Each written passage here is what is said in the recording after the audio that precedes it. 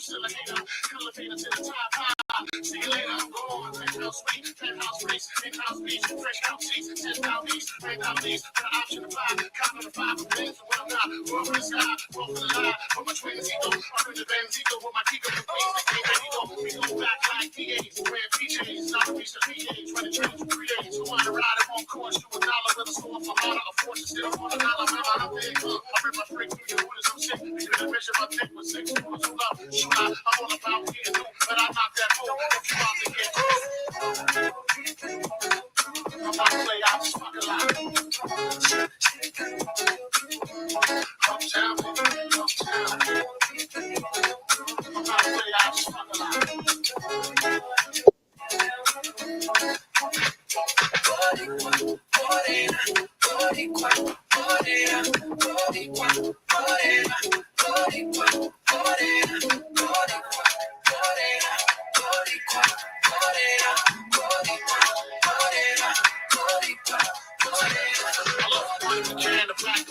I don't discriminate. I regulate every shit in the ass. Don't get your show class and pass my test. Fat ass and breast. Highly intelligent, master rest. That's the best. I won't settle for less. I want to get a man with unforgettable sex. I think I in my chest. I feel my heart beat. Break apart the G. I'm off deep. It's just hard to leave. It's hard to reach. Since I found you. Every pretty male round hole. When the cool down low. Put this boogie down low. Fresh and old. I'ma let you know. Cause I'm putting clothes. Get your clothes. Get you got the gold. No downstairs. Little brown hairs everywhere. Out here. Round here. They call me big fun. If you with the big guns, big tongue on the meat. Y'all here? Y'all here? Come on. Hey. Come on. Hey. Come on. Hey. Come on. Hey. Are y'all ready? Are y'all ready? Y'all better be real ethnic up in here today. Ethnic. We not doing none of that white shit. No white niggas here. If you a white nigga, you want to change your pedigree today. Because we only doing black shit. Okay? Welcome to the Yamanika experience. I could have done better for y'all. I could have had myself at a place where the camera was up. I need to make some adjustments. I'll do that when our guest gets on. I'll make some adjustments when my guest talks. So I'm really excited about having my guest on today, and I want to just go ahead and get started with that. I do want to say a few things before we get started. Number one, we have a show tonight. We'll be talking about that again. We have a show tonight at the Fat Black Pussycat, which is a part of the Comedy Cellar. We will be there 10 o'clock tonight. I think the show's at 10. I don't even be knowing. Y'all know how unprepared I am. Just get there and wait for me. I am worth the wait. Okay? I will be hosting the show. I will be there. Make sure when you guys come in, you're liking and sharing and subscribing to this. I appreciate you. Thank you, Valerie. How you doing, baby? I'm pulling up a few hellos today, and that's it. A few. Okay? Mad Max got you. Okay? Lady got you. Okay? Vanessa, thank you. Okay, NTLY10, you done became a member today. Welcome to the shenanigans. It ain't nothing but foolishness and shenanigans over here. So if you came for a proper, we're gonna talk and make you laugh through knowledge and education, go straight to Amanda Seals' podcast. That's where they doing that at. Over here, we giving you this, and we giving you that damn tag, okay? Her and I have the same level of intelligence, but not the same level of degrees, okay? She put a lot of money into going to Columbia, her and her family. She is at the top of her class. Go over there if you're looking for the most pristine comedy and education, honey, and sisterhood. The way I'm not going to give you nothing but happenstance and bullshit over here, but you'll be better for the wear, okay? Amanda is teaching you how to be prepared to deal with these crackers in a very intellectual way. I'm prepared to burn this motherfucker down to the ground if need be, because fuck them. I haven't had one comfortable day in this fucking country since I was born, November 3rd, 1978 at 5:19 in the morning in Baltimore, Maryland, at at St. Agnes Hospital. Them crackers have been nusting on my damn nerves since then. So happy Juneteenth. Without further ado, I want to bring on how I'm going to introduce this young gentleman to the stage. the way that I met him. Sometimes you meet people through Instagram and you go, oh, I like them, right? And then you go, and never to see them again. Okay, you do one little thing.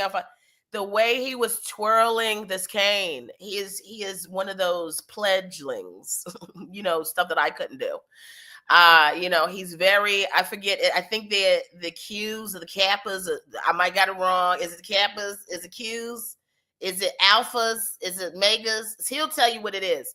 All I know is I've gone to a bunch of events for his organization, and I've met a bunch of haphazard niggas. So whatever organization that is, it's the haphazard niggas. They look good, honey. Whatever his fraternity is, he'll tell you they look good, but them niggas is definitely on the most wanted list, right? So like where the AKAs is like whatever the bougie light-skinned bitches of the damn sorority world, and the Deltas is the dark-skinned bitches that Spike Lee wrote about in School Days.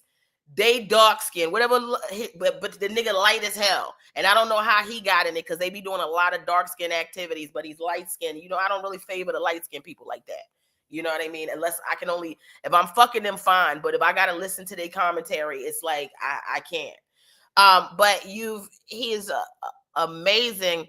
I've gotten to love and be a part of his life. He shared his partner with me. And I mean, not in that way, but in love, you already know Andy. Y'all know Andy. You know how Andy get down. Well, this is the other half of Andy that's barely gets seen, but this is the part that I met first and the part that really connected me. He loves to hate me, but hates to love me. He is the creator and founder of the Keith Institute. The man is brilliant in all regards, maybe not emotionally intelligent, but he's definitely intelligent in other ways. The way I respect his opinion and I go to him for counsel.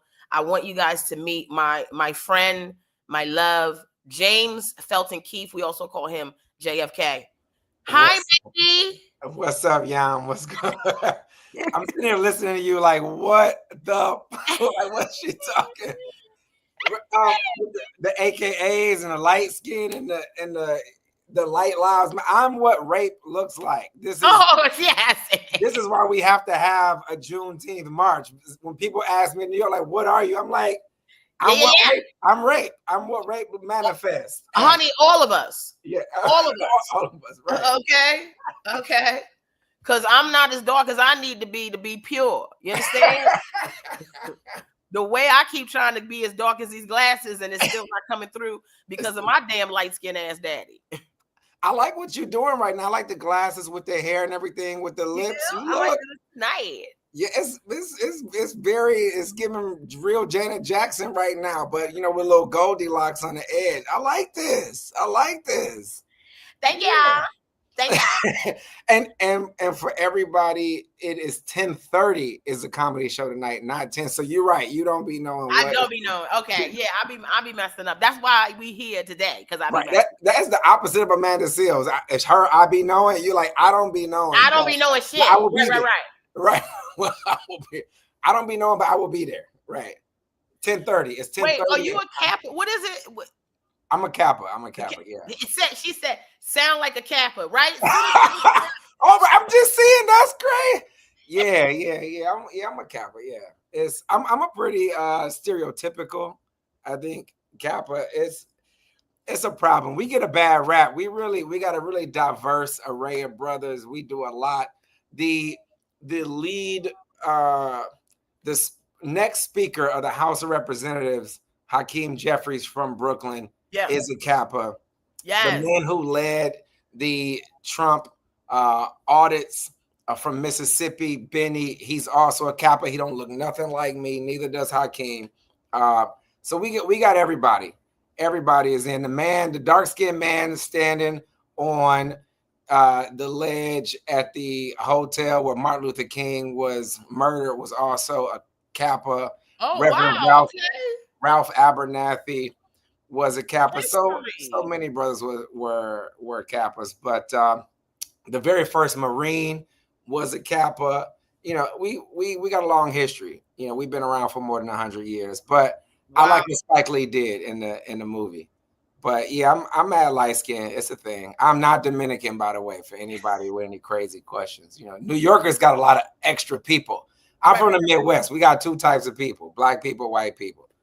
And, you know, a couple Mexicans in there somewhere. There's always got to be some Mexicans in there. And listen, let me tell you something. They said they got rid of all the Mexicans, and now Donald Trump talking about, well, we got to bring a few back. The ones that worked in the hotel and standing outside of Home Depot, we need them back. So if you a domestic Mexican, they definitely trying to keep you. With the rest of you educated Mexicans. But it's never the educated Mexicans that's going to be changed. They going to come in here and be white. It's them niggas that's in front of Home Depot and them nannies and waiters and shit and them and maids. They didn't come to play. They going to take over America, and I'm for it. I'm here with it. I'm with him. Mexican than to be a crazy ass white nigga, because at least Mexicans got some pizzazz with they damn shit. You know what I'm saying? It ain't like somebody telling you a nigga and then handing you some mofongo as they sweep you out the damn door. Thank you. Yeah. Yeah, that part. I mean, I'm like, oh my gosh, you're gonna get me in trouble. Yes, we love the Mexicans. Trouble over here. We stay in trouble. So wait, there's so many things I want. There's a lot for us to discuss. Yeah. And you know, we starting to get into our friend WAP, which people don't really understand when we start getting crazy. And James and I are the only people that will be actual friends out in the world and threatening to stab each other at every point. Live and in person, right? They're like, is it violence? Is it violence? What's happening? Are they having a conversation? What's going on? Nah. Yeah, I mean, yeah, that's our norm. That's true. Wait. Can you see the chat? Go to the chat. There's a section you can see the comments, because they're talking to you too. And on the side, you can see the comments. That way you can engage with people as you would like as well. Oh, I do. I see the chat. Y'all gonna make me have to put on my reading glasses. Hold on. Oh, right. You don't want nobody to know you in progressives. I'm an old man in real life. Your glasses light skin. Look how my glasses dark skin. And yours is light skin. You don't want nobody to. You don't want to obstruct that light skin, honey. You like, girl, like we do not behave here. Oh my god. No, we don't. Y'all are over here being the bad kid, right? Exactly. I genuinely forgot that your crowd is wild. Yeah. So I love the what is it? The Yamily. Yes, the Yamily. Yes. I was there for her last hour, and there was people coming from LA and Pittsburgh. I was not shocked, but shocked, like, wow. And they had perspective. Like, they had notes. They had everything. I'm like, they have notes. That's what I'm saying. Y'all a real gang. If we can build larger, the people that we already have on the ground, grassroots, you know what I'm saying? Amazing people. Everybody that I've ever met from the Yamily had their professional people. They're people that are entrepreneurs. There are people that are like, hey, we can help you get your shit together. We see what you got going on. We understand it. So, you know, and that's why I'm so excited to have this conversation, because obviously we have a show tonight, and the show is to promote and support the Juneteenth walk that is happening in Central Park. And you guys may not understand this. The Juneteenth walk, roll, run is event that James started with an amazing team of people. I mean, the team that James has with him are incredible, intelligent people. They're concerned about the community. They're concerned about, the progression of equality. And I felt like I was definitely the hood rat in the group when I would go to the. I was like, let me be quiet. But this is going to be my fourth. Is it? Because this is the fourth year, right? This is technically the 6th year. I think this would be your fourth. I hear a 3rd or 4th year coming. This is the 3rd year that we've been in Central Park. Well, you know what? It might be my bad. This is my 3rd year, because this is 4th year. This is 4th year. Oh, 4th year. First year in Central Park was 22. I think you came and walked that year, and that's when y'all was making jokes about the white people winning the race. Yes, because I said you ain't got no Kenyans in the back. I know y'all didn't let no white people win at the damn June. The way I wanted to Nancy Kerrigan some of them white legs, but them white people was running, and I don't know if they was running to beat niggas or to run away from niggas, but they was running. Nancy Kerrigan, shout out to Nancy Kerrigan. Nah, so I think that was 4 years ago, but yeah, for everybody, the Juneteenth march, the Juneteenth walk, run, roll. Look, we try to be inclusive. We got people coming in chairs. We got people coming with kids. We got kids on skateboards. We obviously got the old people like me and Yam who still look young in public. We gonna walk. Then we got the runners. Like there's this young kid comes from the Bronx every year and blows everybody out. But then you got like the corporate folks who want to come run with their corporate team. Obviously, it's a national holiday, so most people aren't at work anyway.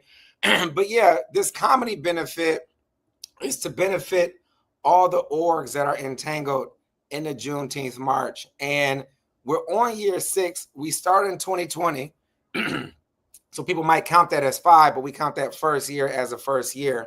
We started marching essentially after George Floyd was murdered. We had about 5,000 people in the streets. We shut down 96th Street.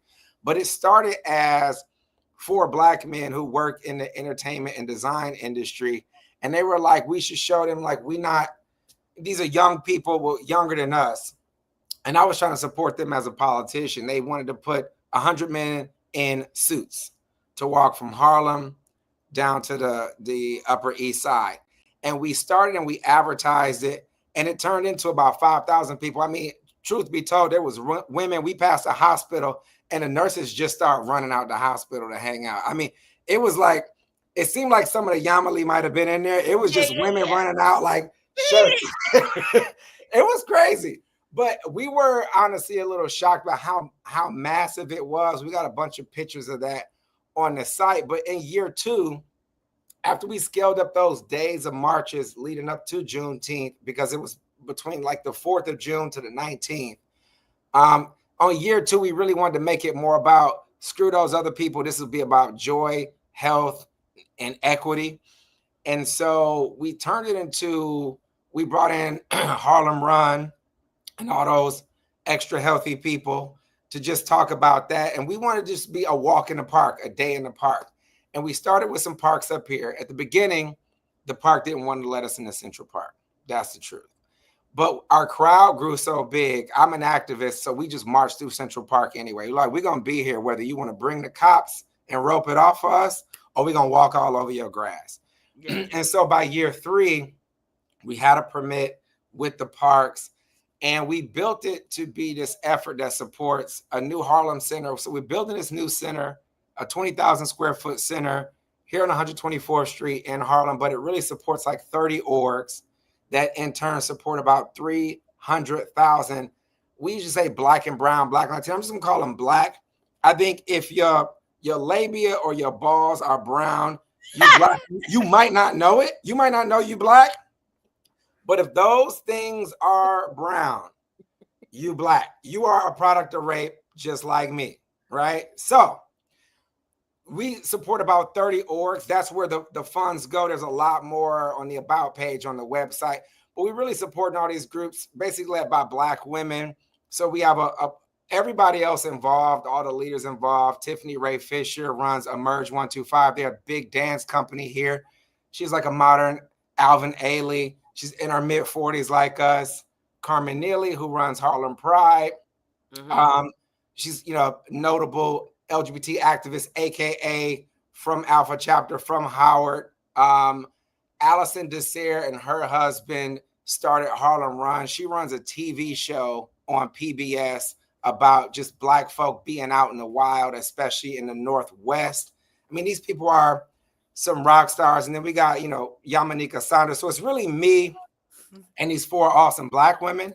I'm just trying to, sometimes I put on a necktie and I try to go and be light skinned and ask for permits and funding and things like that. But yeah, so we're doing this benefit with Yamanika and the whole team at the Comedy Cellar. Shout out to Liz and everybody for allowing us and helping us to be in this space. And we raised some money while really, trying to have a laugh at ourselves and not get depressed by everything that's on the news. I think we've endured worse. Our ancestors have endured worse. We have a playbook to get through this. And I think the number one thing that we can do is have some joy, especially at 10:30, tonight. We're just going to sit back and have a laugh. We let Yam and them do all the work. And I'm just going to drink a couple Budweisers and, talk shit on the side. So, yes. Yeah. And I look forward to it. And I want to say, like, the thing that really brought me to it, as the Yamily knows, every year there's an adventure with me. I went to the wrong side of the park the first year. Then I had to run to and then the second year I said, I'm not going to do that. And then I got there and then I was late. Then the third year, I get to the wrong side of the park again. Me and Andy get into it. I stopped talking to him. So but then we like argue and then we all make up.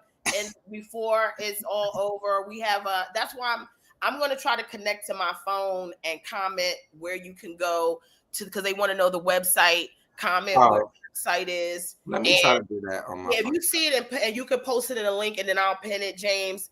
And while he's doing that, let me just let you all know. And also there was a shout out to Detroit. I don't, you know what I'm saying? You know how I fucks with Detroit. But also that James is Detroit people. And James's mom's coming, who I love. She's coming from Detroit. Yeah. Right. Yeah, I can't wait.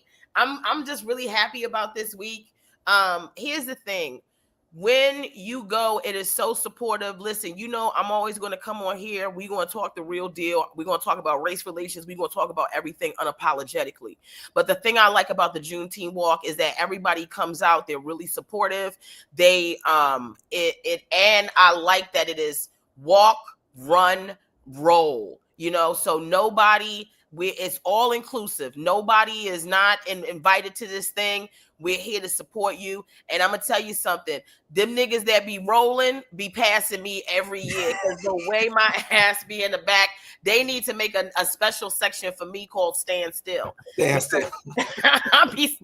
People be swiping me. I mean, they be just swiping me. And I'll be taking selfies and doing my thing. But it's such an amazing opportunity. And the thing that I love about James is that James really knows how to get stuff moving, right? I feel like a lot of times I'll tell you stuff and I'll say stuff and it's more inspirational and get some fire underneath your ass. But when you talk about somebody that puts a plan in action and things like that, you're talking about James. For example, the DEI hat he has on. And can you explain to them about your DEI? And you have a book. Let's get into that. We got a lot going on. Well, the hat is, I guess I'll put that in the chat as well, is just some merch that we move at. I run a professional society called it's a mouthful, ISO 30415 DEI Forum. Long story short for everyone, there is an international standard for DEI. Just like there's an international standard. Don't know. We do not know. I didn't know. Yeah. So we write that standard between here and Geneva and London, and we use that standard to vet corporations and certain infrastructure, certain processes they have in place around governance, human resources, product delivery, and supplier diversity to basically include people in a normal economy. And we use that standard to underwrite insurance. So when people think about whatever they think DEI is, throw that out the window. DEI is essentially, at least from a financial standpoint, when you have that eventual argument at work, when somebody called Yam out of her name, let's say she works somewhere, which we know you can't keep her in a box. She wouldn't be there. But let's say she's there, she leaves disgruntled and she sues or threatens to sue.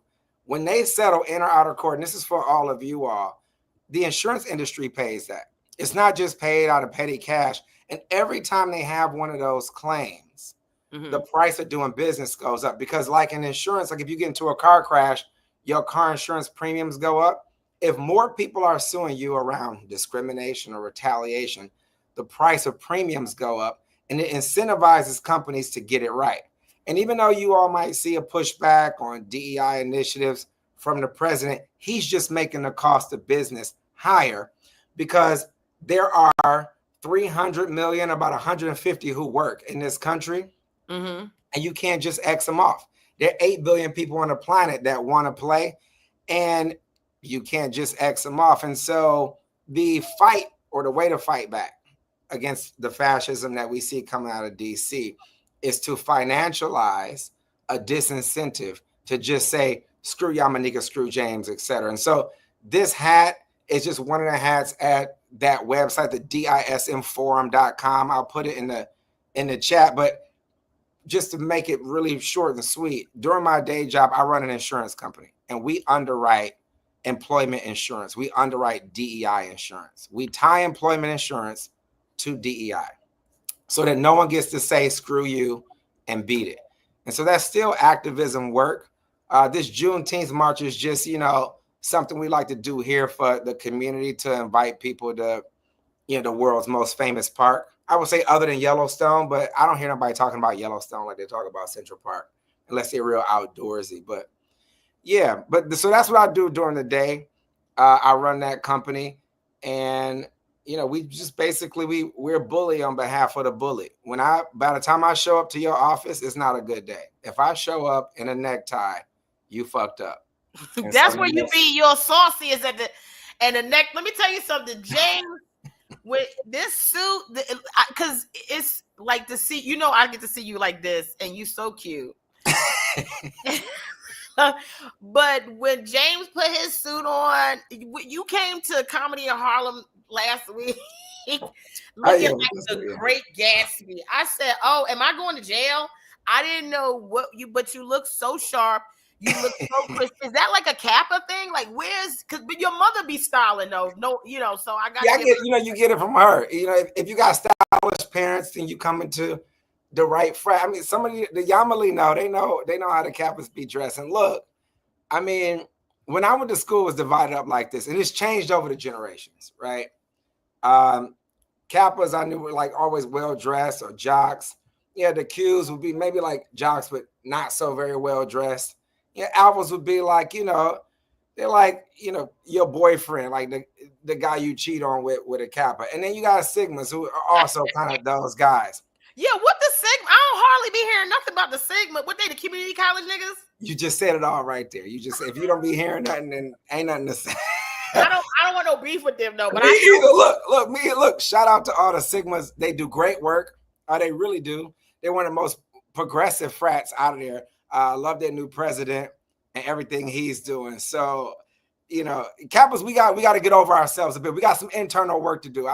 We in life therapy. Well, first of all, I just want to say this. They got to be sharp with them. The thing I saw James on, I was scrolling this before we knew each other, and I said I was mesmerized. He was flipping that cane. Now if I ask a nigga to do it, he like, I don't be flipping canes, just be flipping canes. I don't work for free. I don't work. No, because I be like, every time I come over, I'm like, James, please get the flipping. He said, James be like, I don't be flipping on a whim, but you love but you taught me a little to move my hand. Like, wait, you got the cane there, don't you? It's sitting right. It's right here on the floor. I'm at home. See the cane? Let them see the cane. I love the cane. All of that. Somebody said the silky cane. I made up that shimmy. That shimmy is about 23 years old. The shimmy? Yeah, I'm gonna tell you how we got to that shimmy a long time ago. So we were 20. We were drunk at a club called Rose Supper Club in Montgomery. Here's how that real slow shimmy started. There was an upstairs bar, and you come to the downstairs bar at midnight every night, or every Thursday, because we would only have this party on Thursdays. There would be something called a cream. It was very 2002, 2003, you name it. And then you did like a cream session at the end where there would be like some girls want you to spray whipped cream on them. And yeah, like that was what a Kappa party was like. The busty girls would be down there. I'm trying to figure out a way to say this in a PC way. No, just the way they don't PC. Don't be PC. The titty bitties. All of that, right? So they had the party like spray the whipped cream. So we're drunk upstairs and not really able to manage it. And so you got to come down these stairs to get to a stage where all the girls are on the stage. And back then our step or shimmy was a little different. It was like a little fast and choppy. Okay. But in order to go slow, we would come down and we were shaking up the whipped cream like this. So you'd be shaking up the whipped cream and you're going real slow like this. As you come down the steps going slow with the whipped cream, shaking it up, you're ready to spray it out where it don't sputter out in a laughable way. Like, yeah, like that. So you're coming down like this and you spray it like that and then you spray it like this. And that got on video. Now, remember, this is before YouTube existed. Some of those videos got on YouTube later, and that created this change where all the younger brothers did it like that. So it was really unintentional, but that thing they do when their hand is right here, that's whipped cream. And that was how this whole shimmy started. And it just became something that we would do every Thursday in Montgomery when we would go up to hang out with the other brothers at Alabama State. So it'd be both chapters hanging out together. That's how that shimmy started. And now the kids, it's all they do. But when we started, the older brothers hated it. Like, and they still do hate it. If you're from the 90s, they hating on these kids. Like, let these kids do what they do. I agree. That's where we agree a lot too. I hate when older people be stomping on young kids. They do a lot of foolishness, but so did we when we were young. And let these kids go through their process. Right. You know? It's like people talk about Sexy Red, and I'm like, we had Lil' Kim. I remember when, people thought she was the devil, and it's like now she's a classic. So whatever these kids are doing, it'll be classic at some point. Yeah. James, they want a little bit of a something. You got to give them a little something. I'm not wearing pants, so I can't get up and do it. Oh, can you do a twirl? You can't twirl. I'm kidding. I'm kidding. I don't know. Here, look, we got a cane right here. We got a cane right here. We got a cane. We'll just do this. Look at that. Look at that. I cannot do that shit to save my life. You taught me, but I can do it like I'm slow. I'm like, it take a little practice. I hit myself in the face so many times. That's how you know what to do with it, because you just remember getting hit in the face over and over and over again. So it's work, it's work. We getting ready to have our conclave, it's a biannual convention in Phoenix in 2 weeks. So I'm going out to Phoenix. We'll probably film a bunch of cane twirling out there. I might go with you. You want to go? It's going to be 10,000 Black men. 100% of them will be single for 5 days. I'm kidding. Look, I shouldn't even be like, they're going to be like, what? Just imagine this. For all the women out there, 10,000 single Black men for 7 days. Ladies who want to go with me to Phoenix, and then they go home to their wives. But other than that, James, can we tell them? Okay, so I didn't want to talk about. What are we supposed to be talking about? Like, let me get my word. Yeah, get your notes. Let me check my mail. I went to an event. I'm not going to tell everything because go ahead. Yeah, some of go ahead. So I went to an event to see. Yeah, tell them about it. You can tell them about it. Because James trying to help me, find a little something in the streets, Yeah. So he invites me to a lot of events, and it's and good events. Take me out of this fuck nigga bag that I'm constantly in, to go meet. But wherever I go, I'm gonna meet a fuck nigga, even if it's not fuck nigga environment. So I go and shout out, just in case this guy's watching. This is all in love.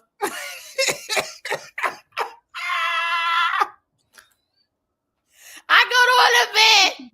James like, yo, we got this thing happening. I'm not gonna say where it was, but it was somewhere in Harlem. So I go. I had just left Amina and Nasir because he had an event in Harlem. He was doing something. So I go fine. I had my little outfit on. I was looking cute. My butt was looking thick, nice and thick. It was looking good. Yeah, looking good. You could barely see my gut. Yeah. I was looking good. I had makeup on. I was over there batting eyes and James will tell you, like, normally when I go somewhere, I can't be antisocial because I get shy. But I was really working the room. Yeah, she was doing good. She was shaking hands, kissing babies. I was the right thing. Yeah. So I meet this guy. He's handsome because I feel like he does watch my stuff. He was handsome. He's a good looking guy. Man. Yeah. The way that man was crazy. Now, anytime I go somewhere with somebody and I'm talking to you and I think you crazy and I know I'm certified on mood stabilizers and everything, I am insane. If you can cause me to be like, oh, I'm not crazy enough to be over here with this person at all. But he had the ambition of a Kappa is even when they crazy, they still doing things like completely running for mayor. Yeah, right. But I'm getting ready to make a bunch of mayoral endorsements actually this week, by the way. But yes, right. He said he was running for mayor. Because, okay, you make your endorsements, but also know that the Yamily may not be on the same page. No, I'm sure. Yeah, because there was a couple comments when you said Hakeem Jeffries that some people was like, well, but I've been trying to fuck Hakeem since the beginning of time, and he ain't got a wife, right? Because I keep asking you, is he married? He married, though, right? He married. No disrespect to his wife. She's a beautiful woman. I don't know who she is, but I'm sorry I said that about your husband. But I'm so attracted to a politician, a black male politician. What? Sure. That's not an Uncle Tom? Sure, yeah. He is not an Uncle Tom, right? He's not an Uncle Tom. He with us. Yeah. Yeah. Okay. Yeah. I mean, look, but that other guy that you met at the bar that day, you came out looking good. Also for everybody. So he told her, she was like, well, yeah, like, what do you do? Right? He's like, oh, I'm running for mayor. And she lost. She was like, this guy running for mayor. And I started laughing like, he's not running for mayor. And she was like, where is he on? Everybody's running now. It's in New York. If y'all not in New York right now, we in peak mayor election mode. Yeah. So she's like, where's this dude? And I'm like, okay, let's talk about it. He not. I mean, a lot of people. Listen, I found out you can run. Anybody can run. And I'm not saying that to. Let me just say this about him. Yes. He's a very dedicated man, a very smart man. What he needs in his life is a woman, right, who's on board with him, like the way you need a woman to believe in you. Because instantly when he said he was running for mayor, I said, oh, I don't even believe in this. Like, once I saw how it was all getting down, at first I was like, oh, he running for mayor. I was like, oh, I'm gonna be in this is what I'm gonna turn the mayoral house into this. I'm gonna do this. I'm gonna start decorating it. Like, I really was like planning my wedding with him, like wedding dress. I told James the next day, I was like, oh my God, I met the guy. He's about to be married. She did. She called me like, yo. I'm about to be the mayor's first lady. Right. The first mayoral lady. The first, I don't even know. I'm not the first black mayoral lady. Yeah, we had one of them. I'm the first plus size black. All right, I get Okay, sure. They not coming to pick us up like that. We don't even. They can't even campaign with no bitch with some braids and a lot of ass and front butt. I think that will work. I think modern day. Now that Trump doing whatever he wants, I really think we're gonna go in the opposite direction. I think it's a lot of new bodies, new voices, new people coming in. I think people like screw the old shit, throw it out the door. Anyway, I just think it would be hilarious if the first lady in New York was at the Comedy Cellar a couple days a week cracking jokes. That would be hilarious. And I think, I think politicians could learn from you. Like the way comedians in general talk to people, politicians could learn. Politicians come off so bland. It's why no one wants to listen. Even if we got tactics, it's like, drop something else in there. Like, let me know who you are, because I don't care about what you know unless I care about who you are. And so, I mean, you all do a great job of that. So maybe you should be in politics. I don't know. Maybe you can clean this dirty old dude up and, dust him off. Maybe not him. I don't know. Maybe not him. He wasn't. It was other things that was cloudy and murky on him, not him. Somebody wrote First Lady of Fuck Boys. That's her next special. That's the next hour coming up from y'all. That should be the title, the First Lady of Fuck Boys. This next one I'm working on that aligns with that. See. I feel like, over the weekend, I want to get your take. Over the weekend, Trump had his little celebration. And what is your take on that? I mean, number one is the most, Dwight D. Eisenhower, or Ike, he was a general during World War II, for everyone not familiar. He was the president after the president who dropped the bomb. He's like, this is the weakest thing you could possibly do, to have this type of lethal force and flex it. It's like someone puffing up, talking too much shit at a bar. It's like you already know they're not the ones who going to finish the fight. Mm-hmm. So, number one, it looked weak globally on that.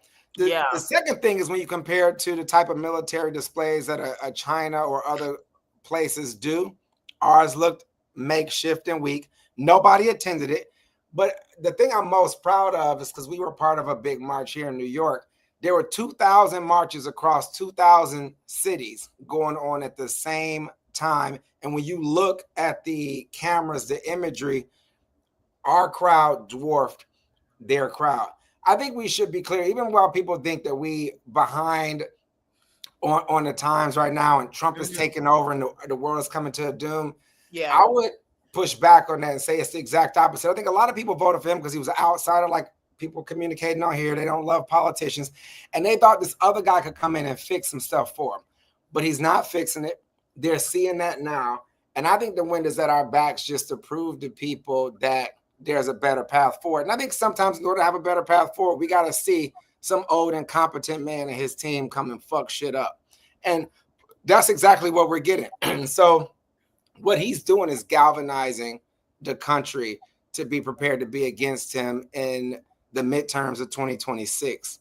But how can we? Because you know the thing I told you about most, you know me, right? Because you and I have we have really vulnerable conversations, and as much as I don't want to believe anything that you say because I'm a creative and you are definitely a number and you always corrected me with well, this is the facts, and I'm like, I want everybody to, and you're like, well, Yall, we have to do it this way. How can we have any confidence in what's happening right now with the country, knowing, number one, when you look at him and when you look at Elon, they have an emotional relationship problems. Sure. 1 minute we thought, okay, Elon's gone, which is good because I really felt like Elon helped him, right? However he did it, he helped him somehow. Sure. And now that they're back, it's it seems like even Elon's scared of him. And we might have this thing where I feel like they did rig the elections. And one of the things that, to get to a question that you can answer, because this is kind of all over the place. No, go ahead.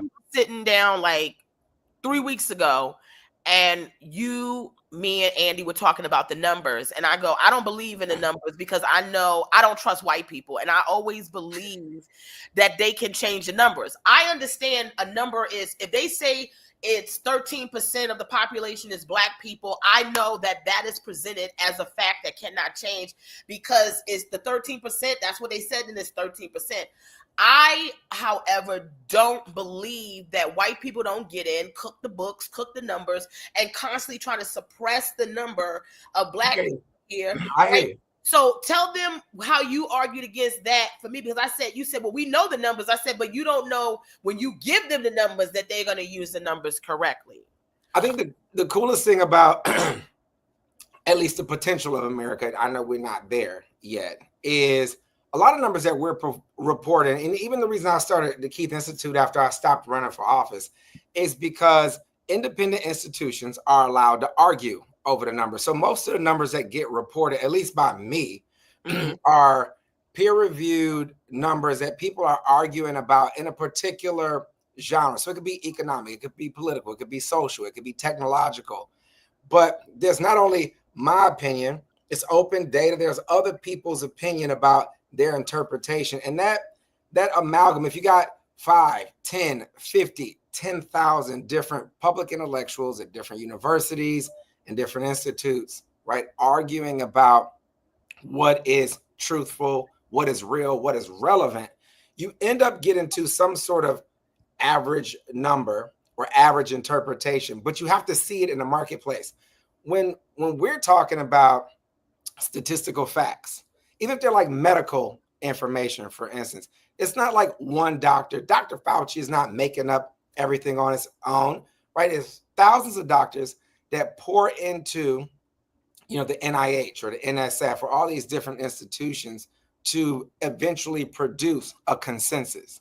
Even with this DEI hat, when we talk about what diversity, equity, inclusion means, the proper response is ISO 30415. Now that means nothing to anybody.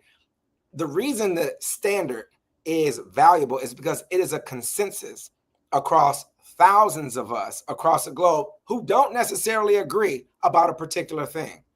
That is where democratic politics is valuable. If you look at all the people in the Congress, in the Senate. They come from different places. They disagree, right? The people from Massachusetts and the people from Minnesota and the people from Mississippi, they don't agree. Right. But they come to some general consensus. What we should be supporting as individuals who have a general mistrust for authority, and I'm with that. Right? No, it's me too, right? It's all of us. I think because we have that, we should only trust the consensus. And that's why we should reject what Trump is offering us, which is I know best. But when people get scared, if they go back to their earliest state, when you get scared, and for the most part, not everybody, but it's like, please won't rich daddy come fix it. That's what half of the country has bought. And now half of that half, let's say a quarter of the country, is realizing dumbass daddy can't fix anything. Right. And so they're available to come back over to our end of the coin. The other thing I will say is people have a short-term memory. When people go, why, how do we know like everything isn't going to shit, everything isn't bad right now? It's like, we've been here before. My grandparents went through, your grandparents went through a whole lot worse. And then their grandparents, for Father's Day, I posted a picture of my great-great-grandfather, whose name is also James Keith, who was the first James Keith to be born out of slavery in the 1870s. His father was born in slavery. And we all meet in Noonan, Georgia, which is where we're from, every July. How the fuck y'all find that out? He the first James Keith? I'm about to break it down. Our family has been having a family reunion for 190 years. They were having a family reunion as slaves, and they were having a family reunion now. Is that because y'all all light-skinned? Because they wasn't letting the dog niggas do no family reunion. If anyone goes to my Instagram account and looks at that man's face, he do not look like me. He looked like he is straight out of Benin or Nigeria. So, but again, I'm a product of rape. Somebody on one of my paternal grandmother's side, because they the ones with all the freckles, somebody got hit. Somebody got hit in the past 6 generations. And that's where you come out with me. Freckles too, James. Y'all can't. I got mad freckles, but my camera ain't good. But I got freckles. But no, my point is, right, they've been in hotter water than we are in right now. But what we've seen is that gradual progress is possible. You don't get a Yamanika Saunders without continued incremental progress. The painful thing is, though, is we want it now. Right. And so we're not used to going, all right, I can wait another 200 years. People are like, I won't be here in 200 years. I want it next week. But James, it feels like we went back because there's no progress if we keep going back to the same shit over and over again. Like in 2025, there is no reason why Black people are still having to debate how they interact with the police. A police officer saying you deserve your life taken because he don't like your attitude. Like they're taking they took Black Lives Matter. It was just put down. They scraped that all the way up. They telling you about all this stuff. It's like we keep going back to the same time. We keep quantum leaping back. And that's why I think people don't see progress. You don't see it that way because when you look at the numbers, you see something different. So you're right. Right. And I'm just talking about the numbers. The reality is, I think as long as we feel like we could be going, like you said, quantum leaps back, then we'll be more active. I think those people who were at the No Kings marches yesterday and posting all the Obama pictures, etc., they feel that threat of going back, and it's making them more active. They're talking to their friends, they're in their communities, more like a new generation of activists is being born right now.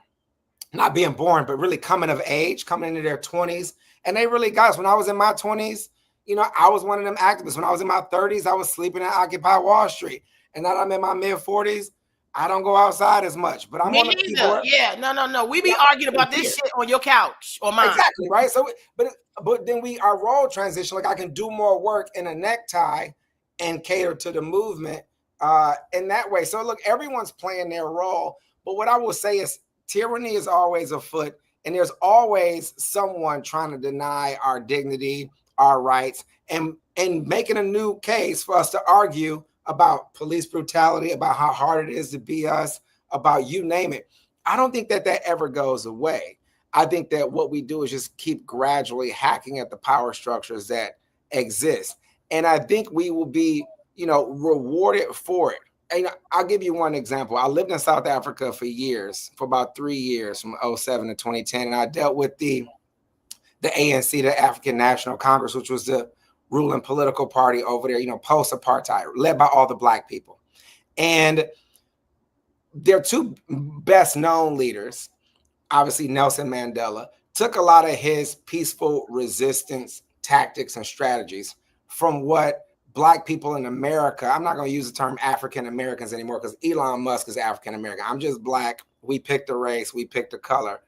I'm done. Just like I said earlier about everyone's labia and balls. If they brown, you Black, you might not know it. Call Yamanika. She'll tell you how Black you are. But the point is, they learned from what we were doing in the civil rights era, but their very first president, there's a great book about the first president of the African National Congress, which was Nelson Mandela's party. And he took all of his cues from Booker T. Washington and W.E.B. Du Bois. And it is pronounced Du Bois, not Du Bois. I've been saying Du Bois. I've always said Du Bois. Right. People try to get all Euro and go, if I tell you my name is Yamanika, don't be like, how does this pronounce? It's Yamanikwa. No, it's the way I told you phonetically. Respect my name. Even if you think my name is wild, fuck you back. Well, so P.S. James going to keep calling me Yamanikwa now. No. Right, exactly. You're like, what do they do with the French about their new LGBTQI, like LGBT? It's like, if I tell you it's pronounced the way, it's pronounced that way. So it is Du Bois. It is not Du Bois. But my point is, what we do here, being under constant pressure as 40 million Black people, as 20 million Black adults, it ripples throughout the world and people see how we tactically fight back. And when Black folk, when our own folks, like we need to say, screw this and get our own, I would say, look at the wars happening in the Middle East, happening in the northern part of Africa, happening in Ukraine right now. You can't just have your own unless you got a big gun. So unless some of y'all are willing to pony up and die to create a new sovereign state with its own backing, shut the fuck up. But that's help us hack to do that. Well, everyone who has something, when the first king of England became the king of England 1,000 years ago, that family 1,000 years ago, it was on the success of a war, and they happen to, have some other luck along the way with wars. They're an island country. There's a lot to talk about there from an international relations standpoint. But my point is we should do our best to band together. About 80% of us do. We got 20% of us are some Uncle Tom ass dudes. Fine. But what we will do is walk, run, roll, hug, cry, be together at all these marches, whether we're here in Central Park, whether you're in Galveston, Texas, whether you're in LA, whether you're anywhere else. And live to do it again another day. Like, I get it. I get what being depleted from seeing Trump and them on TV is like, but that doesn't mean like the world is over. Like, I'm still waking up tomorrow, probably, unless I eat a block of cheese and a bag of pepperonis today and I'll make it down to the comedy show. So, because my doctor said my cholesterol was going up from doing exactly that, eating pepperonis and eating blocks of cheese. So I'm working on me. But my point is, you're doing great on that. No, you've done great, because I asked for some cheese the last time I was over there, and you didn't have none. So, right. And it's making us bad hosts, right? So I mean, but that's the deal, folks. We just you take your naps, work on yourself. Y'all see Yam on here. My mom be calling me sometimes like, why she got to be on camera like that? And now she texts me like, Yamanika looks so good right now. So, and I'm like, well, that's what she got. Some days she had 100, some days she had 30. I'm not gonna say your mother's name, but I can't wait. Come stay with me. Okay, I'm gonna text her later. I should text her now. I told her I want her to. We're gonna tell her just come to your place, but she can't come over here. We don't want her over here anyway. We want. You gonna make her mad at me, but yeah. I mean, look, that's where we are, right? It's an imperfect system, but we do have some agency in it, and I'll say the biggest pushback. The biggest opportunity we have is really women, Black women in particular, continuing to be the most educated population group in this country. It matters for one reason, because as we talk about my mother, when she was born and even when she came of age, she wasn't even allowed to have a bank account. Women having financial autonomy right now in some agency is radically transforming every other facet of life: international relations, business, religion, you name it. And the more agency and the more structure and power they have, you won't see people like me who need to build this march for these, 4 extraordinary Black women. They'll just be able to push their way in City Hall and get it done without me. When I talk about, because, I've told Black women to take a seat. I think you should take a break. Wrong for that? I don't think you're wrong. But I think at some point, right, we got to show up for the right thing. So here's the deal. Like yesterday, I posted this white woman named Kara Swisher. I'll just call her out. She's a technology journalist. She gave this rant about Obama needing to stop playing basketball. He needed to come hang out, do more, and be more politically active. He served his time. And a lot of us reposted that. Right. But twice, right? So a lot of us posted her clip kind of laughing behind it like you're ridiculous. So when you tell people to chill out, I'm with you. Again, it's back to us taking our naps, taking our breaks. But there are strategic times we need to be out. Like we need to vote, even in midterms. We need to vote. We call it triple primes in New York. Those are people who vote in primaries at the federal, state, and municipal level. So they voting for the president, they voting for the governor, they voting for the mayor, and everybody else involved. They voting for Congress, they voting for the state house, and they voting for the city council. Now that should be everybody, and that should be everybody. So how do we? If you don't know anything about that, how can you give us a game plan on how to become this person? I would go to NYC Votes if you're in New York. If not, you can go. Like we have voting structure, voting resources at keithinstitute.com. I would say everyone needs to do that, but us in particular, Black folks, Black women in particular, and really Black women already do it. We just really got to get Black men to catch up. Black women come out and vote and organize at 10x the rate. I was just with a bunch of the sororities Saturday because it's our last day to register voting. And the Deltas, the Sigma Gamma Rhos, and the AKAs led everything. And it was a couple of Sigmas and Qs and one Kappa and a bunch of Alphas out there. And so the men, they don't show up at the same rate. But that's because they think that they're more comfortable than the rest of us. What could you say to some of the men here? Because everybody's here. Black, white, gay, straight, Latin, Asian, everybody comes here. Disabled, not disabled. What can you say? Because a lot of times I try to speak and I don't think the men want to hear from me because I'm not the most gentle, right? With my shit. And you've talked to me about this in the past. Yes. But what could you say as a man to these men that they need to hear, even if they're not a part of the problem, that they can take this same conversation that you're about to say and give it to the men that they have access to? Because I do believe men like you and men that believe need to be the speakers to the men so they can receive it. They can't receive it from women sometimes. Yeah, I think it is. I think it is about that. I think it's just, look, we got to be honest on when sexism, rises up. Same with, white people versus Black people, et cetera. Like, what those folks are doing when they don't want to hear women out or don't want to support them, like, it's just sexism. I did this big event here for Kamala once, and all these men in the audience were talking about the economy, and I was like, this is fucked up. Whenever it's one of our girls who they always have supported us the whole way through, right? They always back there. They always got they helping you write a resume to get a job. You drive the Honda Accord in, to the meeting to get it right. They back home. Like, that was one of my girlfriends in college. Like, she was just always there supporting me. I could barely write. She was writing all my papers. She went to private school. I was a little, hoodlum from public school. So my point is, when it's finally time to help them, if we're not eager to do it, we really got to ask ourselves why. When we start talking about, we start using conservative talking points, talking about the economy, when she would clearly do a better job than what we're saying right now. I'm looking at Bloomberg right now and stuff don't look good. The point is, we got to be honest about, and I think America is going through that right now. We have to be honest about what our anxieties really are, who we really love and hate. And a lot of times we have been trained to just disregard and or hate women. Like, we all go through it. Like, I have come leaps and bounds from being in activism and doing work and seeing my own bias, rear its ugly head. And so my suggestion, my recommendation, my ask to men is to try to find a woman or a woman-led org. It don't have to even be specific to politics to support. And because there are so many, like when I think about 100 Black Men, which is a organization of men that was founded here in Harlem, but they're everywhere right now. And I go to a gala event, it's nothing but women supporting them. And it's not just on they looking for an attractive man to date, like they support. They always supporting us.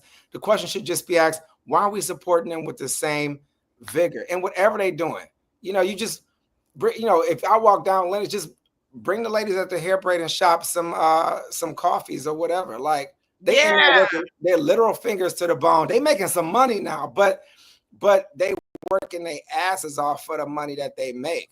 It could be as simple as that, and that's what it is. It's about supporting. People talk about our community ain't together and not supporting each other. The same cats that be saying, and I'm like, show me your support.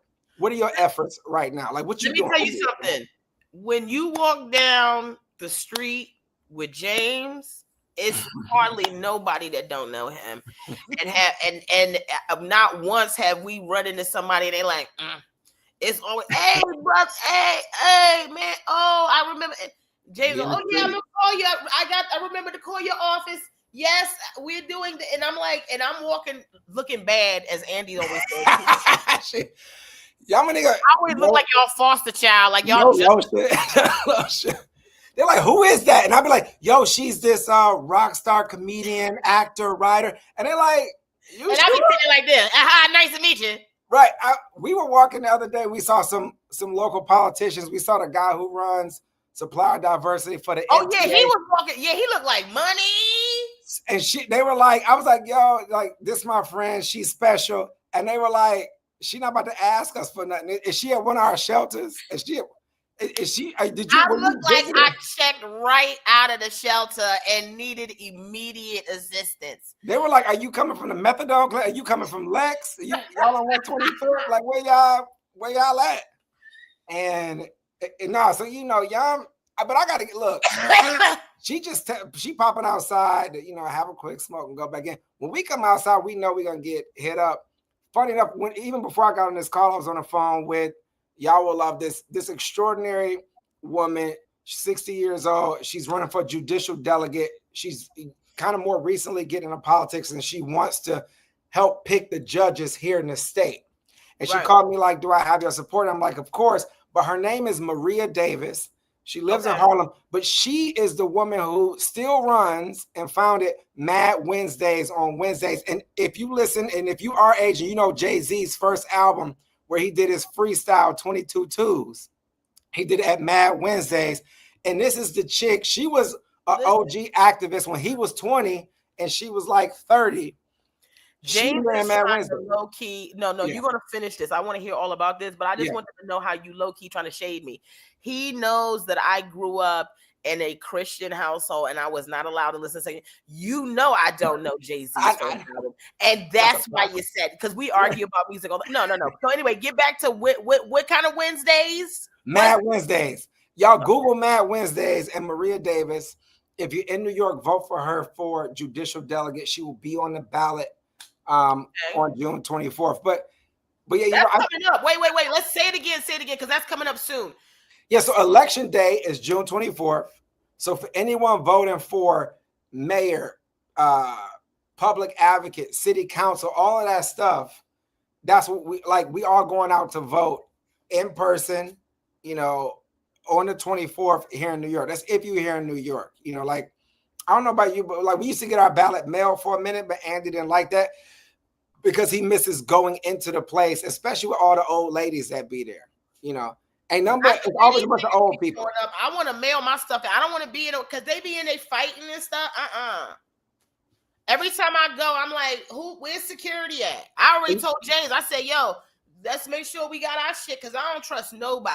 The only way to reduce the fighting and this and that, and again, this goes back to what I was talking about earlier, is people showing up. When kids acting bad on the train, it's because ain't no adults on the train telling them to get their foot off the paw. I do that all the time. When we were kids, people didn't really have the option to stay away. And I don't mean the young people, I mean the old people. You had to come outside, be outside. You had to go into work. If we keep distancing ourselves from the physical stuff that people do, we lose the community that will shame bad actors out of acting bad. So we got to come outside. We got to show up. If people fighting in public, we got to look at them like they silly. We always got to talk to the chick who is on her phone, on speakerphone in the train, and be like, get the fuck off your phone. Yeah. We all here. Yeah.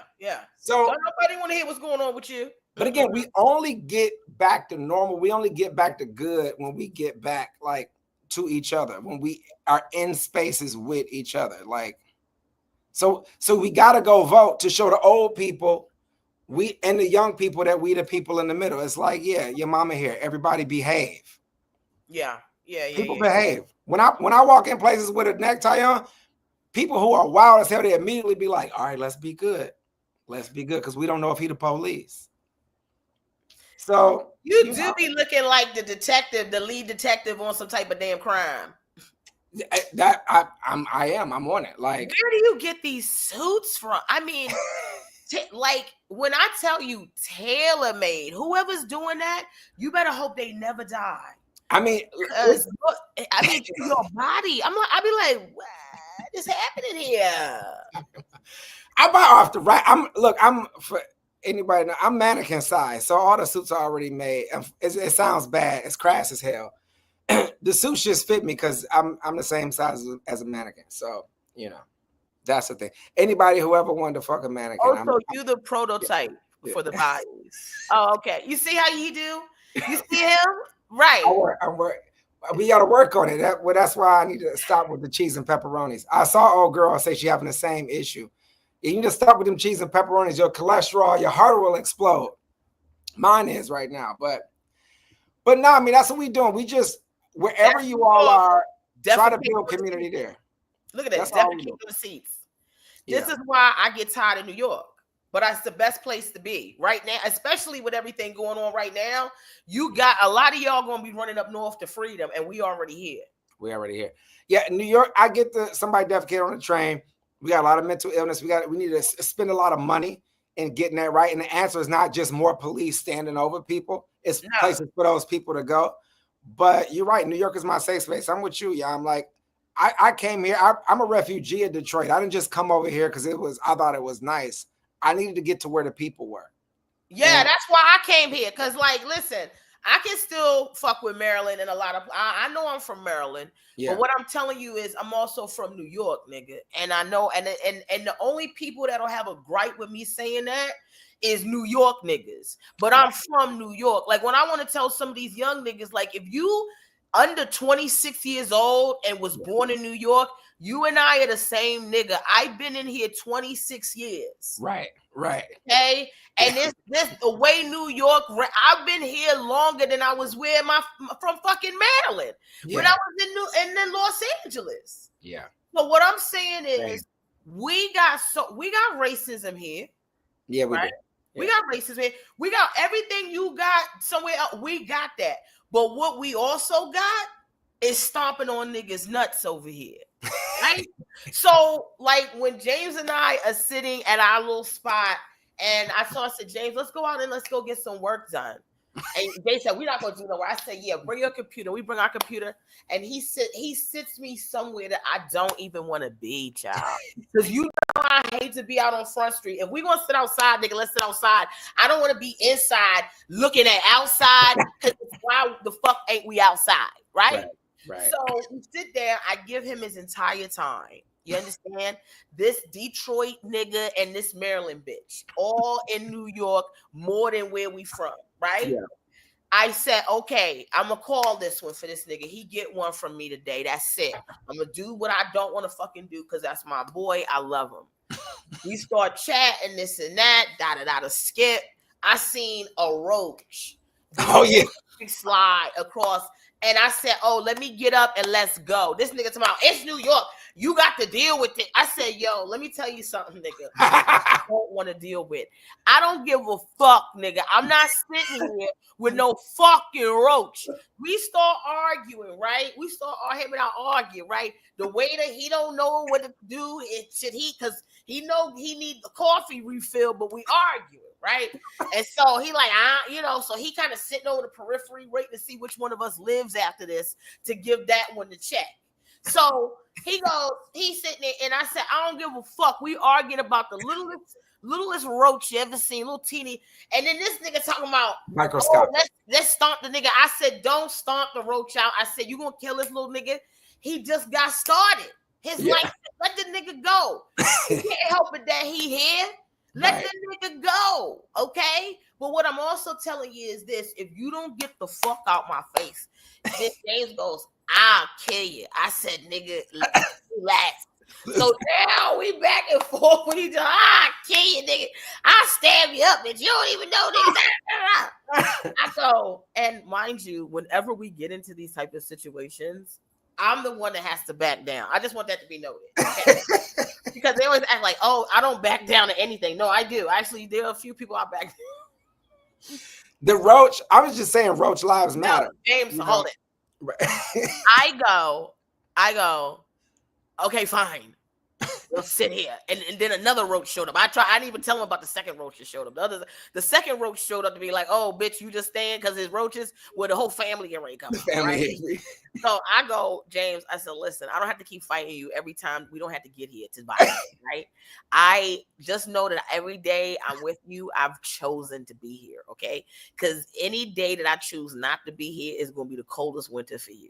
Oh, you need my friendship, and I need yours. Not as much as you need mine. We need you. We need you to come on. We need to put some wings on it. Yeah. James goes, and all this is New York. All this is a Detroit nigga and a Maryland bitch. Who are really New Yorkers, right? We make New York. There, we argue. I'm wrapping it up right here. James goes, let's get the bill. I go, okay. He goes, okay, I'll take care of the bill, right? And I go, really? You gonna take care of it? He said, well, I did only have 2 coffees and you had grits. And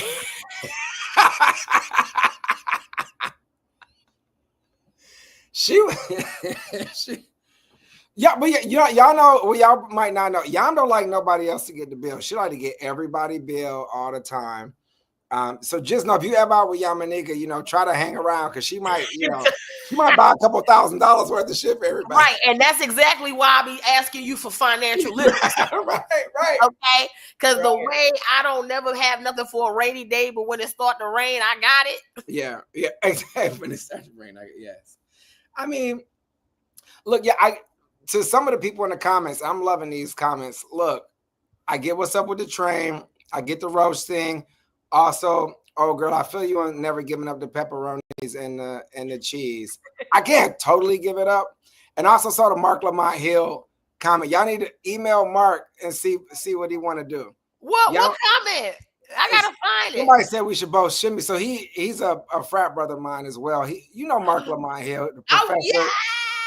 Yeah, he's on. Let's see if we can make that happen. No, we're not making that happen.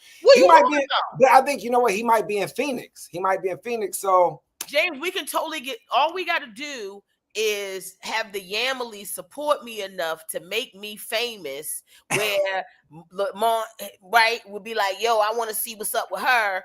You know what I'm saying? And then I go, oh, you want to see what's up with me? Because I wanted to see if you and my homeboy could shimmy yam. You might be more famous than he a journalist / professor. Oh, he way more famous. Listen, the nigga at the corner store working the midnight shift is more famous than me. Okay? The fan base I got, honey, is non-motherfucking existent. Okay?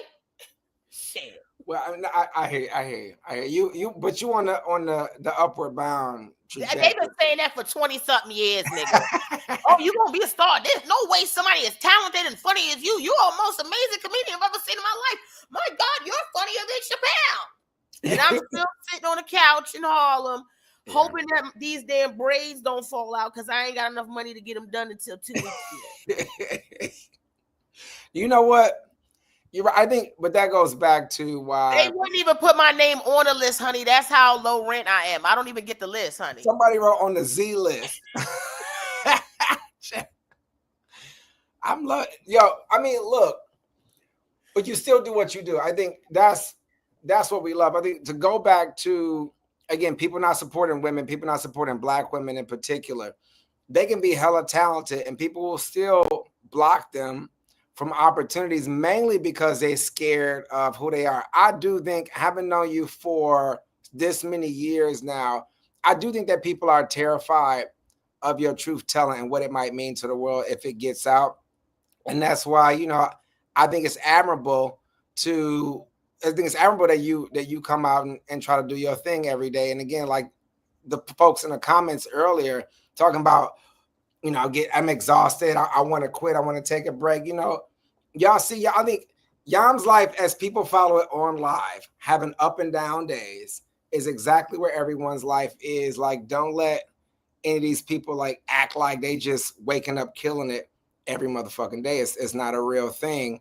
And I think it's actually inspiring, because when I go like, I need to quit doing what I'm doing, just shut the fuck up and get a gig, I'm like, I would die doing that. Really, it would be like death. And I think you would die if you had to shut up. We would, yeah, no, it's like, I just was thinking, like, what's the point of all of this if we're not getting to some type of conclusion? Yeah, you're not going to play me. I'm not available for any of that anymore. And the thing is, it's not, and not that I think you were saying that, but just to be very clear, I'm a truth teller, and people are scared of me telling the truth, but I'm not here to tell the truth to make myself look better than you. I'm just going to tell you exactly what I'm seeing, because I'm also telling you exactly what I'm doing. Yeah. The way in which I am flawed in life, and I'm living that and not protecting it. It's a freedom that you don't understand until you get older. There's no reason for me to act like I'm the best person at anything. I'm better than anybody. I deserve, like, none of that. At the same time, it's like there are truths and things that I tell that people will have issue with, right? It's like, I just posted a thing where, you know, this was a bit I did many, many years ago. I just happened to say it again recently, and it's about these handicapped niggas at the damn Uber, right? Oh man! And back when Uber used to go, hey, we got a handicapped nigga, what's up, right? And then they be like, they would ask you, do you want the handicap? And it's like, well, first of all, nigga, why are you asking me? I don't know. Didn't you hire this nigga? Did you not put him through all the tests? Right. Because to be honest with you, right, people get upset like, oh, you're making fun of handicapped people. Listen, let's be real about handicapped people, okay? Any situation in which your life is dependent upon these niggas, you want to make sure that these niggas is on the up and up. You got a handicap. I'm not saying I don't want to take you because I let you drive me because you handicapped. I'm saying whatever the fuck your handicap is, I need to make sure that it's not impeding on your fucking driving. Yeah. I don't see nobody advocating for the niggas that lost their whole body and all they doing is moving their lips and shit. Them niggas can't drive at all. If a paraplegic told you they was coming to drive you somewhere, you would have questions. It doesn't mean I don't like fucking paraplegic, but you can't even say, because like what I'm saying is, I pray for my sympathy for people. You know what an adjustment I know people are making when they are handicapped? If you can't see, if you can't hear, any disadvantage to life where you can't just walk outside and be free, I'm not here to make fun of any of that shit. Yeah. But there also comes a reality with this new information of handicap. There's no reason for Uber to ask me if I'm okay with a nigga being handicapped. I shouldn't even know they handicapped, because them niggas should be able to drive handicap or no motherfucking handicap. I think they're vetting if he can drive. Second, I stab you. There's a point in time where I have to say, common sense is if all you want to do is stay back there on that comment that I made, right? What is that? How did you do that? Nigga, I don't know. And then they'll be saying she got special effects for the handicap to see being handicapped. I don't know where that came from. That was the internet guys. The handicap community. The internet guy don't like ugly, and apparently it's handicapped. I'm kidding. I don't know what that was, and no, I don't. No, absolutely not. What was But that? what I'm saying is Yeah. the fact that I even have to talk about this is because Uber is not doing their due diligence. Yeah. Every driver that you hire, whether they have a handicap or not, they should all be able to drive, have passed a driver's test, have a driver's license. There are plenty of handicapped people who are driving because their handicap does not affect them driving, or they've been able to get vehicles that can compensate for whatever their handicap is and they can't drive. Right. So you're saying, right, they shouldn't even ask the question because that puts you on alert. To be honest with you, it doesn't matter to me if they handicap or not. What makes me question it is you not confident in whether they can drive or not. So now you trying to put the responsibility over here on me and be like, yo, bitch. Angela, thank you for the badge. Thank you so much. What a blessing. Thank you. Ladies and gentlemen, I'm telling you right now, if you send anything, Cash App it to James. Is it your thing, James Felton Keith? No, I don't think I have a cat. I need to get that Cash App. Okay, send me all the Venmo. I will be taking a processing fee. Yes. But anything that you send to my Venmo Cash App, no, just put in the notes for Juneteenth donation or whatever, and I'll make sure that it gets over to James. But I also will be going back and making sure that when I go edit this video and it goes up, that I put the information there. And James will be back on. He has a lot of stuff that he needs to talk about outside of just the Juneteenth walk, run, and roll. James, before we get out of here, please, a couple things I want you to do before we get out of here. One, explain to people the process and where to go for the march, roll, walk. Yeah, so I just put in the chat. You can join us at JuneteenthMarch.org. Again, it started as a march, but this won't be like a proper protest. It'll be joyful and walk, run, rolling. We're going to meet at the band shell, the Naumburg band shell in Central Park. It's on the website. We start walking, running, rolling at 10 a.m. Registration opens at 8 a.m. If you walk really slow and you take longer than 3 p.m., we're going to leave you in the park.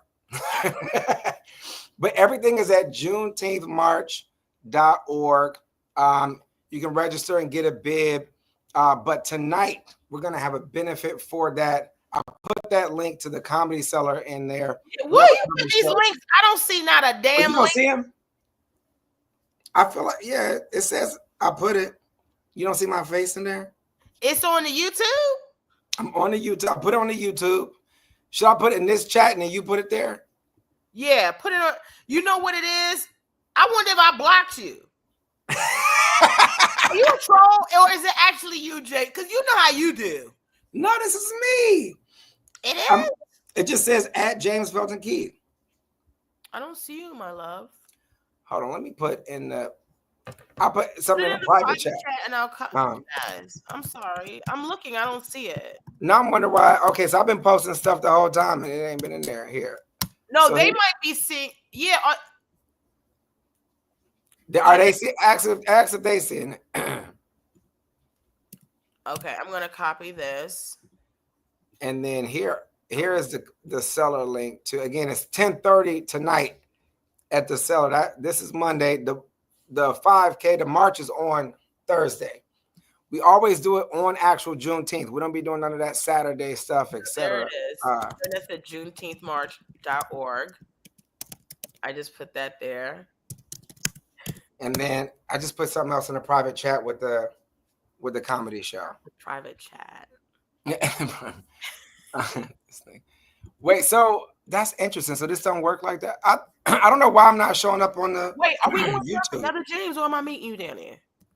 We'll talk after. We probably gonna have to get you because, like you said earlier, for anyone who was here at the beginning, you know, she don't be knowing what time. I don't know what time. I said like a general. Oh, it is 10:30. Okay, I told the comics 10:30. Okay, phew. Right. I think they probably saw it on the. Well, maybe not. Yeah, they might be like you though. Maybe, may not. You know. What comics not pay attention to things. I got a couple of knock jokes we want could the do. link to the hats also. Oh, the hat. Okay, let me find the hats link. So again, this hat is on the it's a trade association site.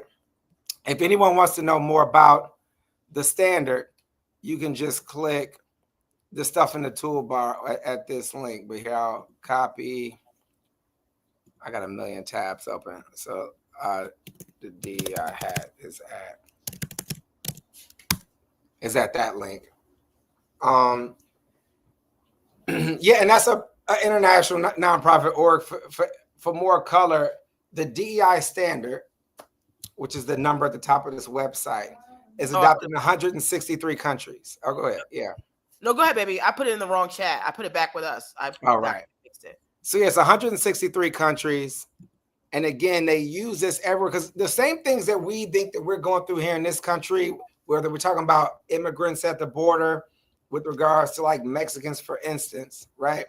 We see the same thing. I was just in the south of France and they have a problem with North Africans coming over, or at least the white folks do. But the business community knows that they need them to absorb a lot of the work and produce a lot of new work in the economy. We see it in Nordic countries. We see it in, we see it in brown countries. We see, I just finished doing a big consulting job with the Indian government is suing a company called Foxconn, which does most of the components for the Apple iPhone in southeastern India in a city called Chennai. And they told all married women there, if you're married and a woman, they won't hire you, which is illegal in that country. The same laws we have here, they have there. They're also, new angst brewing between them and the Pakistani people. So my point is, humans tribally seem to not like each other worldwide. Like we like our folks. We haven't learned how to play nicely in the sandbox of life lately. And so the best disincentive for homicide that we have is corporations incentivizing us to not kill each other, live another day to work together. They're like, hey, before you kill each other, why don't we go and drink this cappuccino? And then usually because of the foam and the sugar and the good time that comes along with it, maybe it's a little music involved, maybe it's a little comedy involved, we don't kill each other. That is our effort globally. That's the real effort behind deliberate equity and inclusion, or diversity, equity, and inclusion. And again, it's not just something unique to this country. We see it happening everywhere, in Africa, in Asia, in South America, you name it. So you name it. Let me tell you something. We don't have complete control. Like the way we don't have control. We don't. You're right. Yeah, it's like the way nobody knows what to do in the midst of this dictatorship is crazy. Like hello, help. You know what I mean? And there is nobody. And the other sad thing is that we're now the adults, right? Our grandparents are gone. Our parents are now the grandparents, right? And then we want many, many more years with them, but we know at the very least in the natural order of things, they're on deck, right? And then it's going to be us taking, and then we on fucking deck, and then it's going to keep going on like that. And it's like we have no idea. Yeah, I will say this. Who's helping? I think I'm like for me, like I feel like I'm prepared. Like I got really old people in their late 80s in my life and 8-year-olds. We got big diapers and little diapers. And I think we're more well equipped. We do. We're managing elderly people and brand new people in my life right now. And what I would say is, I remember when my parents seemed like they knew stuff when they were managing me up. And when I look back, I realized they didn't know what the hell they were doing. I do feel like I have some perspective. But the point is, we've been doing this for somewhere around 200,000 years. We know what to do. And the real response is dictatorship that thinks that it's going to brew over in this country is only a caucus, only the bureaucracy can beat the autocracy. And I know people hate the term bureaucracy. Right now, America is divided between two camps. People who believe an autocracy can solve their problems, and people who like a bureaucracy solving the problems. The problem with bureaucracy is it takes forever. People that you don't like seem to have too much involvement and equity in it. Women, black women, queer black women, disabled queer black women. It's like, I don't want to listen to her. And it's like, well, you got to, in order for us to have a consensus around what the number will be. The problem is this always happens. It's cyclical. Every time we get fed up with the bureaucracy, even though it's working, we turn to a strong man to fix our problems, even though he can't read. That will die out because of us coming back together. The next version of our bureaucracy will be built in those streets. We'll bring it into all of our institutions, whether they're corporate or government or university or you name it. It's all happening right now. Like the remedy to the illness that we are suffering from right now is happening in real time, but it cannot happen. I think what everyone wants is for it to be painless and to be lock, stock, and barrel. It won't do it like that. When we get sick, our body got to work all the way through it. We got to have those down days where we sweat through the sheets, and then we come out of it knowing better about what not to do next time. So we're doing it right now. We are good. And if we're not, then we're dead. And then who cares? You done anyway. You done. So everyone need to have a sense of ownership, even if you think you're not that bright. I think you probably are. You're probably better than you think you are. Not as good as me, but definitely better than you think. Yeah, I knew it was coming. I said, where is it? That was a hell of a compliment. I said, it's got to be coming immediately. So you can come and play. Like all of y'all can come and play. Yeah, they'll mail you those. They'll mail you those hats directly. And when you see people, the number is on the side. Listen, like this the standard. I'm gonna get $40 hats. Next time you visit the Yamily, I expect more magic stick. Oh yeah. that's the pepperoni and cheese. You know what? I got you. Come down to come to McDougal. We're gonna kick it. I'm about to bring this thing down there. More magic stick. Oh shit. Yo, low key, the first time I ever won a competition in 2003, they played that song with 50 Cent and Lil' Kim. That was the song they played. And the crowd was like, I got the magics. It was like, and you was I was loving, that was it. That was a big song for any of the young people that don't remember. You got to look up Lil' Kim and 50. That was a big one back. It feels weird saying back in the day because I feel like we're young. I feel you on that, young, but it was back in the day. It was 25 years ago. Let me tell you something. It's so funny because I saw a clip of Beyonce backstage. It was something on Instagram. And one of her kids was going, mommy, and the way she was not tapped into that child. I'm not saying I think she's an amazing mother, but I said, oh, Beyonce is a mother now. Because clearly, why the fuck are you calling your mother right now? She doing a costume change on a world tour. The fact that you even back there is a problem, right? But that's because we don't have kids. Like as a mother, she like, of course, where else with my kids? Let them tire out. Right. Yeah, where I know somebody watching my kids, so I don't need to.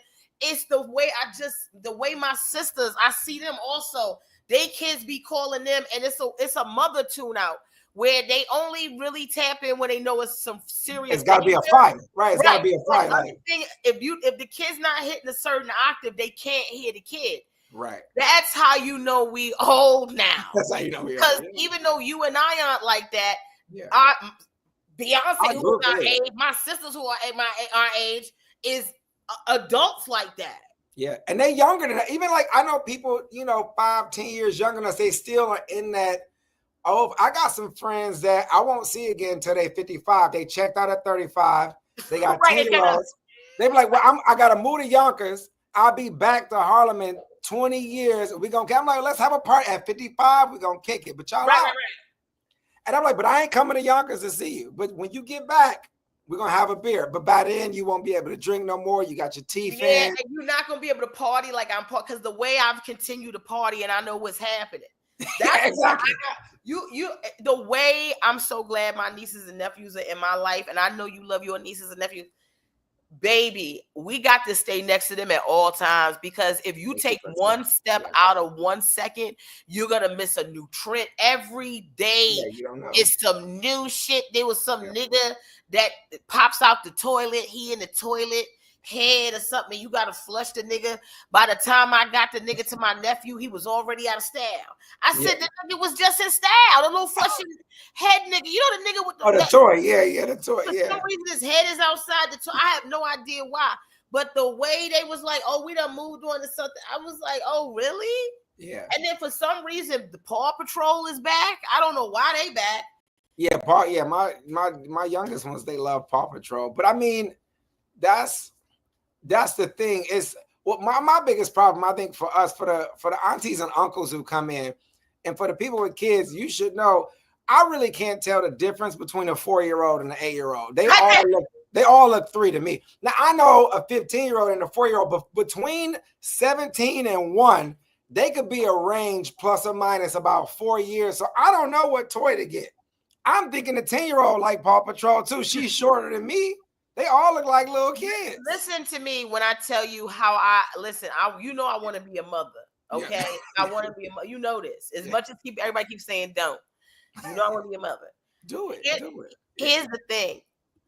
I don't need to have no children until I go through some type of a program, right? Where I learn these little niggas again.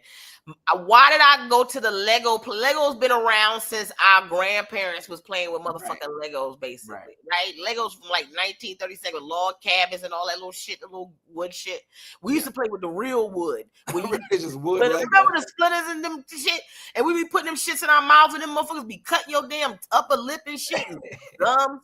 But that's when they didn't give a fuck about kids. There was no department of safety for children. They just let you learn as you go, you know. But the way I went and got them Legos, and after my sister goes, don't get the small ones so he don't choke. And I'm like, oh, because I think these. I didn't know they ate them right. I didn't even check on these niggas like that. Like the small one, like if the nigga playing with Legos, the nigga should be able to play with Legos. Why the fuck would they put a toy out there that would cause a nigga to choke? Yeah. But that's because we come from a time where you had to learn the hard way. These niggas now, you had to choke. Like, they'll sue Legos. Instead of suing the parents, hey, why you should have told your child not to eat these fucking Legos. Oh, that would be interesting to sue the parent. I didn't even. Now you giving them idea. I don't want to give Lego Corporation no ideas per se. I copyright it, and whatever. What do I have to do to copyright it? And to trademark it right now. This is trademarked as of. You send this transcript in. Yes. You see. And because I ain't got no money over here, it's no transcript. But I need AI to document this moment. But I'm like YouTube, AI will document this boy like bit by bit. I mean, Andy's starting to cough in the background. He either needs Andy? Or he wants to get off. I don't know. He think he get ready to go somewhere. I don't know what he's doing. Is he coming? He gonna try to get on the camera, right? He been trying to get the camera though. Andy, I'm at work. No, look. I gotta go. I do gotta get back. I gotta go to the actual work. Everybody come. Yes. Tell everybody. The comedy show at 10:30. Y'all posted the link. Yes. If you're in New York or not, because we got people flying up from every other state to hang out in Central Park. Come to the Juneteenth March on Thursday. I will say next year you can expect a whole concert and a kickback. We got some really interesting things in store.